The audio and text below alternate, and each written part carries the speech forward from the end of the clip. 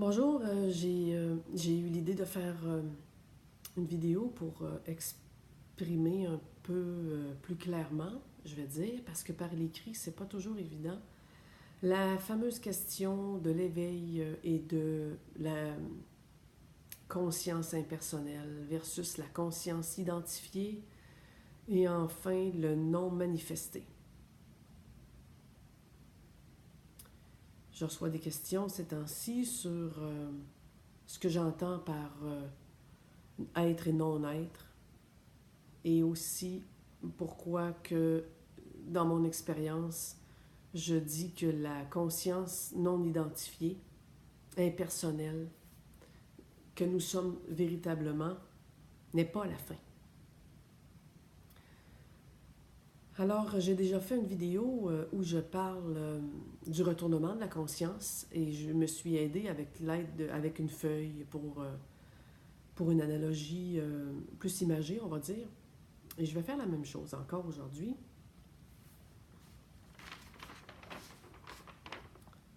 Ça, c'est la conscience. Bon, je démarre avec une feuille. Les petits éléments qui sont dessinés partout symbolisent la- les, les objets, ce qui passe dans la conscience que nous sommes. Les émotions, les sentiments, les sensations, le corps physique, toutes les manifestations, euh, la construction du moi, les qualités, les défauts, ce qui constitue notre personnalité, les conditionnements, les pensées. Tout ça sont les petits objets qu'on voit sur la feuille et auxquels la conscience s'identifie pas longtemps après la naissance. Et même au moment de naître, il y a déjà des conditionnements, des mécanismes qui sont en place, sinon ce serait impossible de venir ici. Et tout au long de sa vie, la conscience fonctionne en pensant être monsieur, madame une telle, qui fait telle chose dans la vie, qui a telle qualité, quel défaut, qui a vécu telle chose, donc qui a appris à se protéger de ça, qui a fait des mécanismes de défense, de protection, de déni, et qui a façonné son moi comme ça, possesseur de ma vie, avec mes trucs, mes choses, mes enfants, etc. Et tout ça, c'est les petits dessins qu'on voit ici, c'est des objets qui passe dans la conscience, mais auquel elle s'identifie dans un premier temps pour créer ce qu'on appelle être quelqu'un, un personnage, une personne, un moi. Ce que j'appelle je en tant que moi, personne. Le phénomène de l'éveil, que certains appellent le basculement, moi j'emploie pas beaucoup ces mots-là.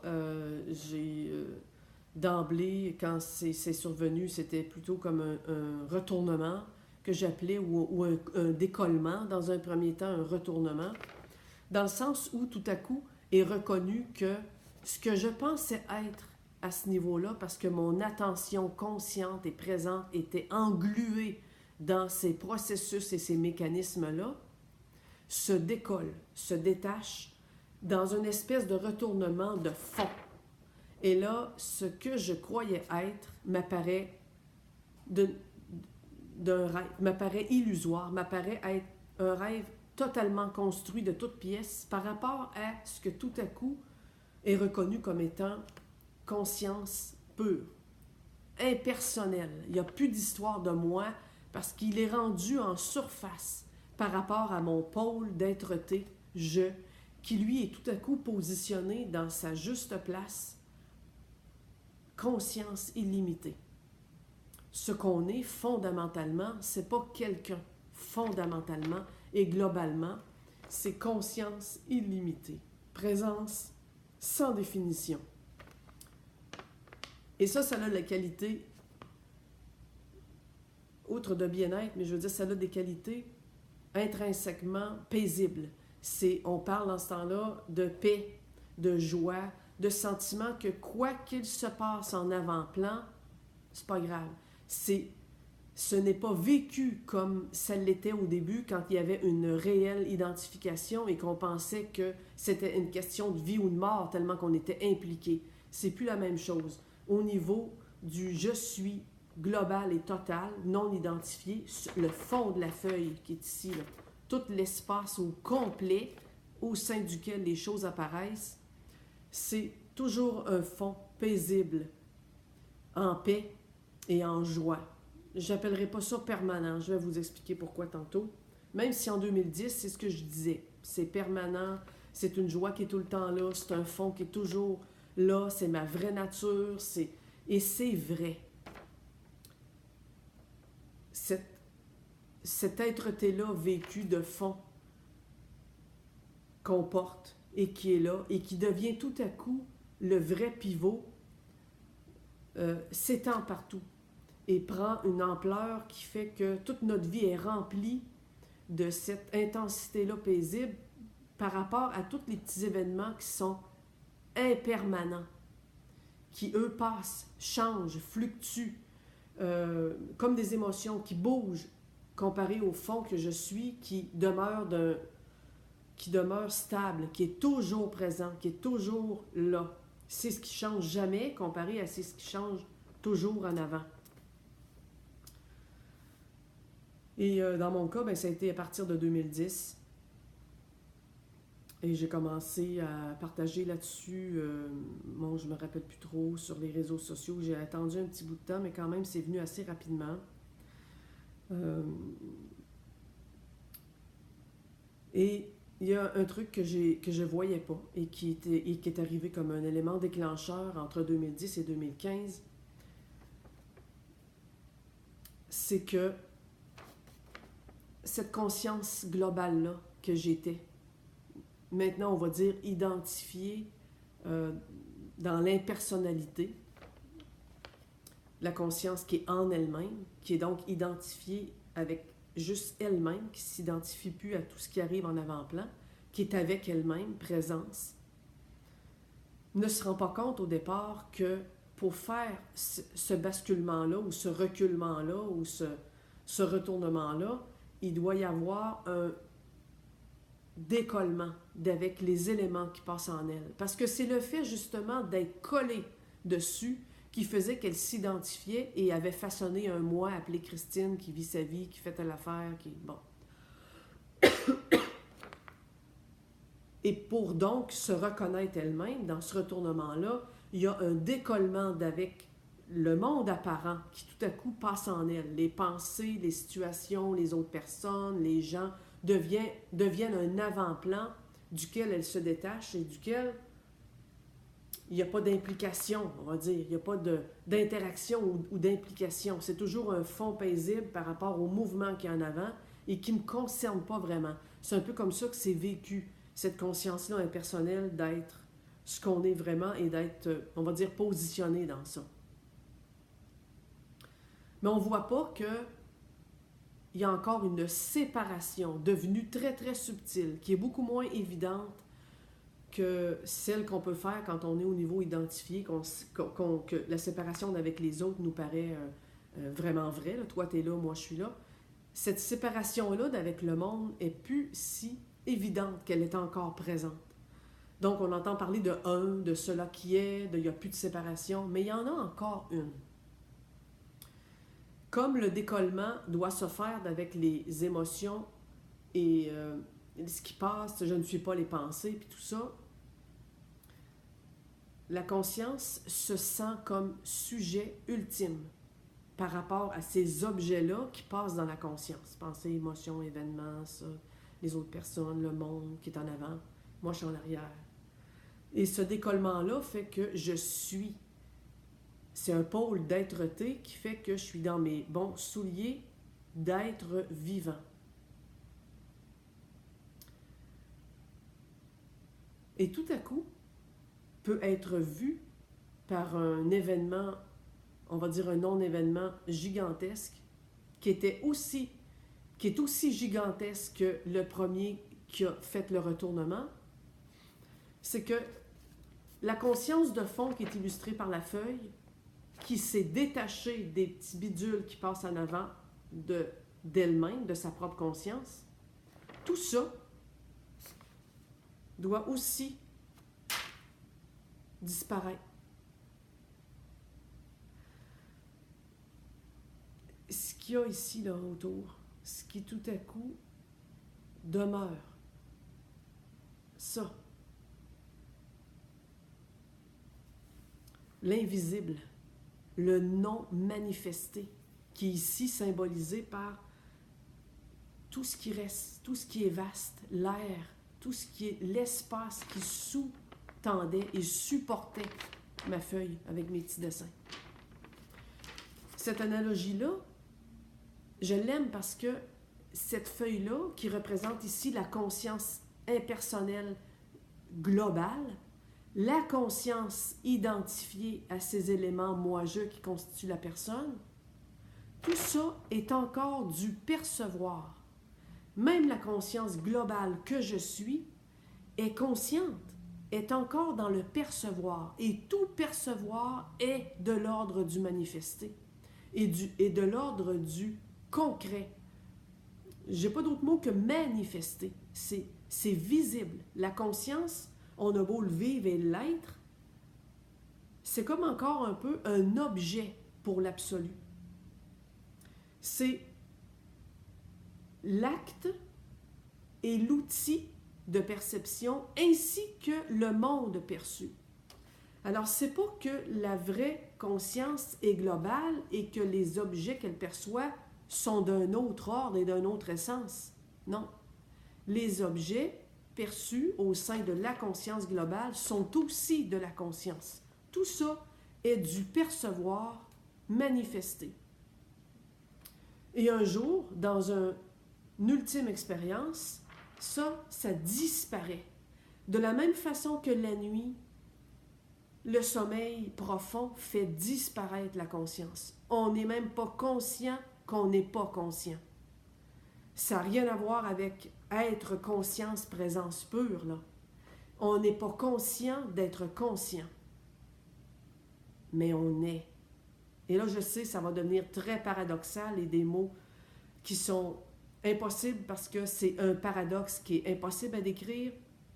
Mais la conscience non identifiée, qui est ma feuille totale, et la conscience identifiée sont la même chose dans le monde manifesté. C'est encore du manifesté au sein du non manifesté. Ce qui est symbolisé là, par l'air et l'espace là, qui est là, qui permet, parce que si j'ai un corps, j'ai un divan, j'ai un ordinateur, j'ai une feuille, j'ai des lunettes, j'ai des choses, j'ai mon chat, j'ai des voisins, j'ai des gens, c'est qu'il y a de l'air et il y a de l'espace et il y a du temps.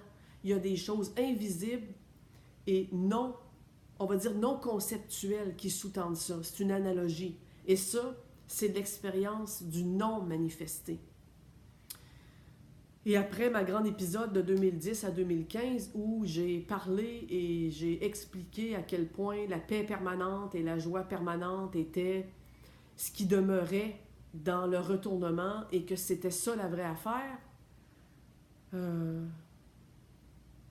disons que ça a été vraiment l'ultime étonnement dans cette expérience qui est arrivée en 2015 et qui a fait que la conscience impersonnelle que j'étais a disparu.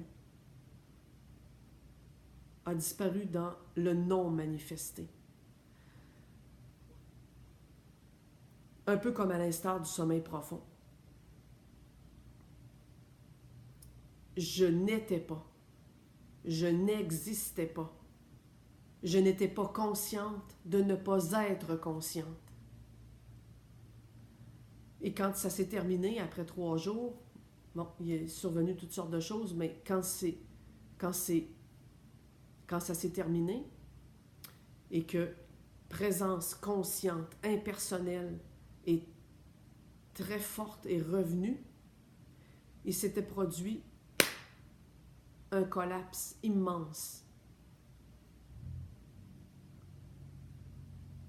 Je vais faire une analogie encore. Si je vois un verre d'eau, c'est évident que je ne suis pas le verre d'eau. Je le vois. Je suis décalé, je le vois. Si je vois mon chat, même affaire, je le vois. La conscience, le personnage est identifié parce qu'il ne voit pas. La conscience impersonnelle fait le retournement et tout à coup voit qu'elle n'est pas les pensées, le monde, le nana, qu'elle est l'arrière-plan, qu'elle n'est pas ce qu'il y a en elle. Et cette expérience-là de 2015 a reculé encore d'un pas de géant cette affaire-là.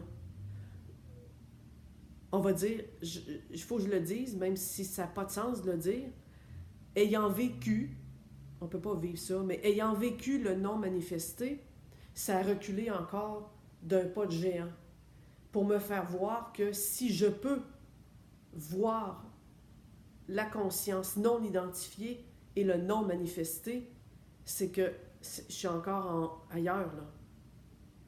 C'est que il y a quelque chose qui n'est même pas de l'ordre de l'être-té, mais qui s'est vécu là et qui a fait que la conscience personnelle et impersonnelle est devenue tout ce qui est manifeste. Le non-manifeste est la partie parfaite de ça. Et tout ça est mon enfant que je mets au monde et que je crée moi-même. Étant dans un nulle part néant qui, comme je dis, il m'est resté le trou noir, là. Il m'est resté l'évidence que je n'existe pas. L'évidence que nous sommes autant que nous ne sommes pas. Présence autant que non-présence. C'est exactement la même analogie au niveau humain, veille versus sommeil profond. Et on va dire, dans cette perception-là qui change encore énormément parce que c'est un recul qui permet d'unifier les contraires, c'est une remise dans le monde qui est totale. Il est vu que je ne suis... Ça fait longtemps qu'il était vu que je ne suis pas le personnage. C'est tout à coup, je ne suis pas plus la conscience impersonnelle. Je ne suis pas plus le manifesté. Tout ça est un ensemble parfait.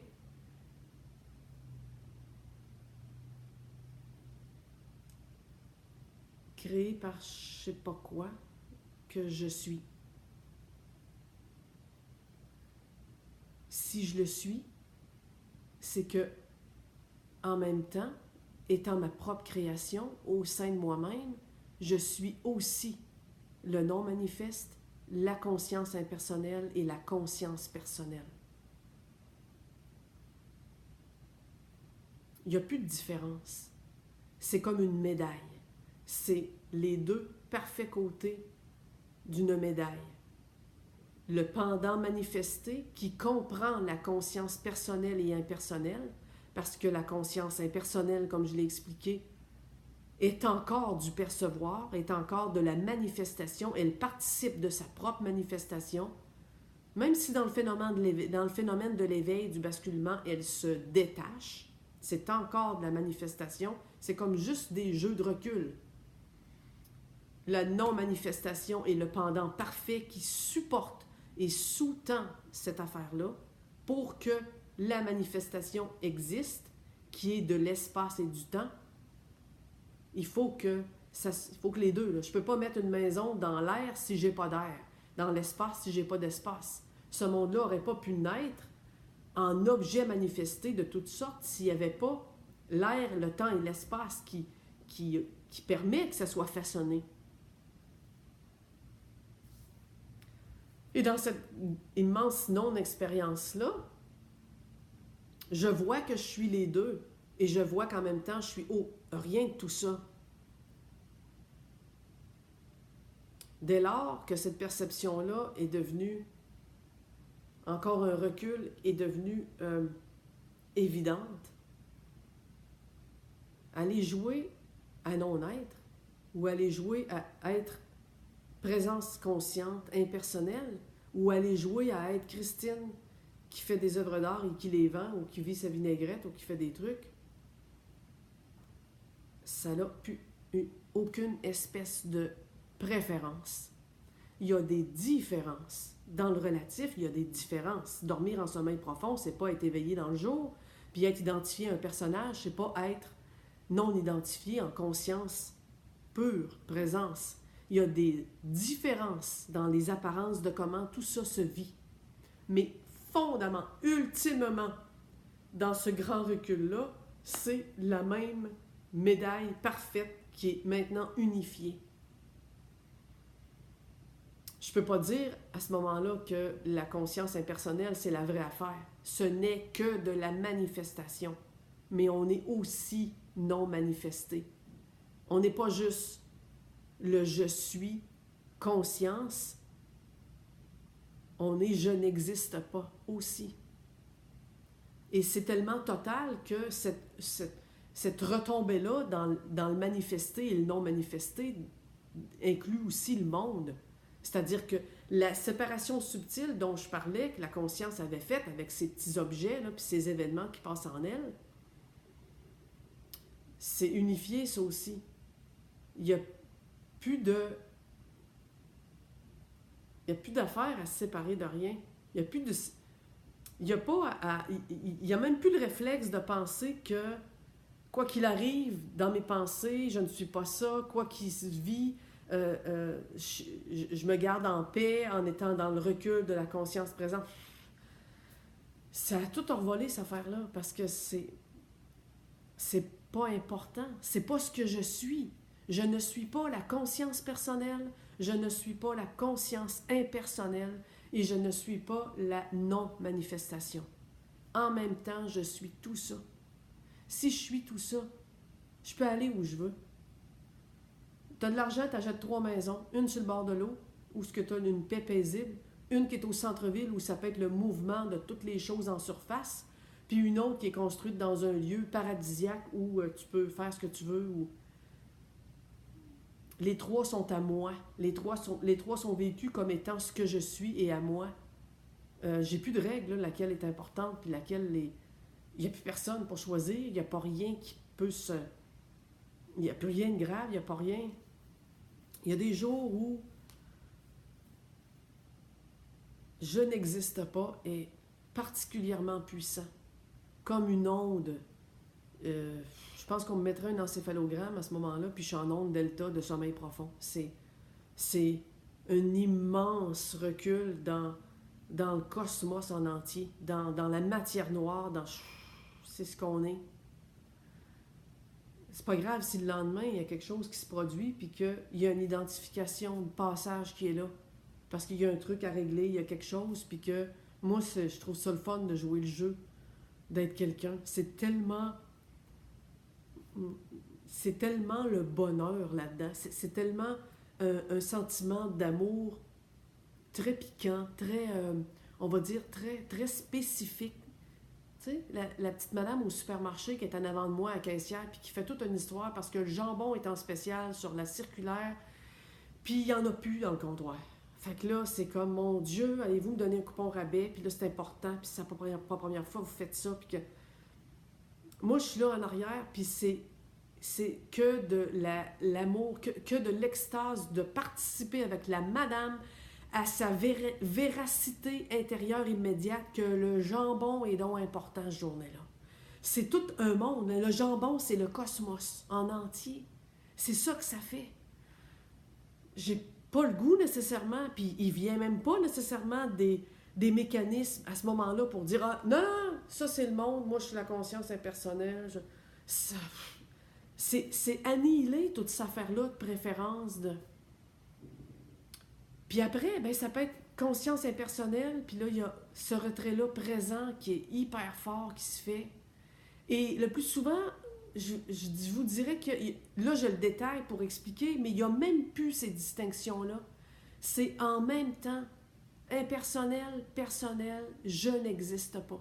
Impersonnel, personnel étant la manifestation et je n'existe pas qui est le contraire, la complémentarité parfaite de la manifestation, qui, elle, comprend les deux. Puis au niveau relatif, on le voit, ça, ces contraires-là, là, manifester, je n'existe pas, manifester, j'existe, je suis quelqu'un, et ou la conscience impersonnelle, versus le non-manifesté, je n'existe pas, ce duo-là parfait, collapsé, on le voit, on en voit des exemples, même au cœur du relatif, là, avec les contraires, là. Chaud, froid, jour, soir, homme, femme, tout est une question de contraire parfait. Dans l'éveil impersonnel, on pense que on est l'éveil impersonnel, on est la conscience suprême qui est pas le monde. C'est ça la vraie affaire. Mais ça dure tant qu'il n'est pas vu que je suis. C'est encore de la perception manifestée. Mais je ne suis pas aussi. Et ça, il faut que ça soit vécu, il faut que ça soit vu. Je ne suis pas, je n'existe pas.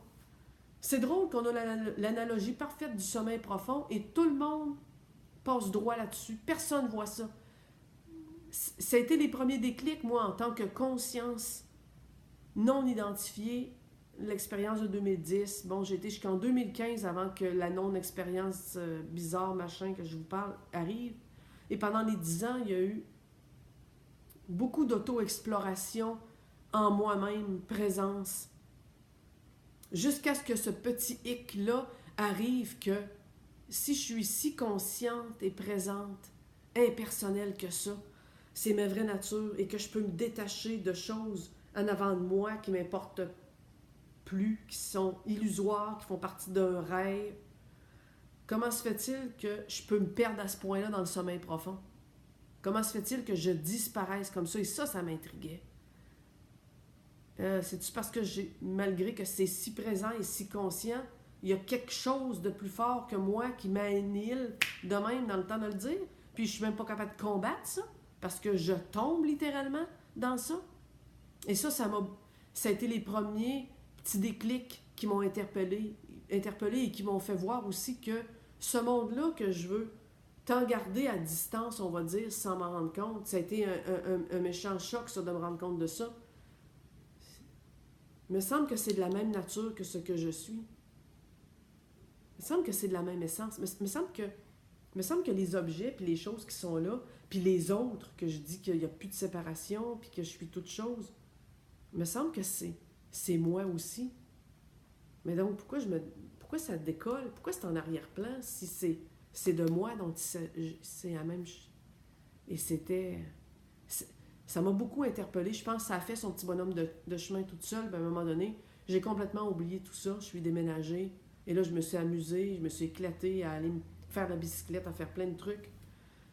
Et c'est 7-8 mois après qu'est arrivée l'espèce de grosse expérience qui a fait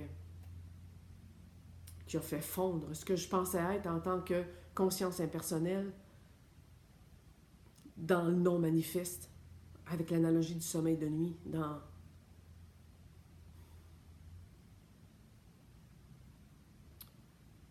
Aujourd'hui, j'ai aucune espèce de préférence dans être dans le monde puis pas être dans le monde. Ça pourrait s'arrêter complètement demain matin pour qu'on soit à nouveau en train de vivre globalement l'autre pôle non manifeste.